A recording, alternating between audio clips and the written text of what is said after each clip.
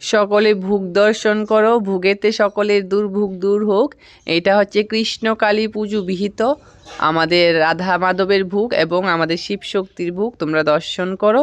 যিনি গোবিন্দ তিনি হচ্ছে মা, যিনি রাধা তিনি হচ্ছে শিব। দুয়ের মধ্যে কোনো তফাৎ নেই। আর যারা জ্ঞানীগণ তারা অবশ্যই তফাৎ করে না, যারা জ্ঞানী নয় তারাই তফাৎটা করে।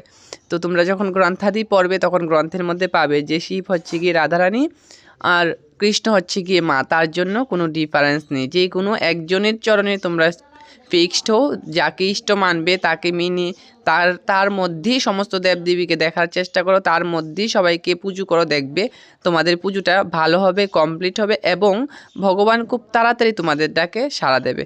আমরা কি করি, ভিন্ন ভিন্ন ভিন্ন ভিন্ন রূপে রূপে রূপে রূপে পুজো করি, ভগবান তো একজন, রূপ আলাদা। তো তার জন্য আমি সকলকে বলবো, যদি ভগবান থেকে ভালো ফলাফল পেতে চাও, নিজেকে ভালো শিষ্য করতে চাও, তাহলে একজনের চরণে ফিক্সড, যে কোনো একজনের চরণে। জয় মা।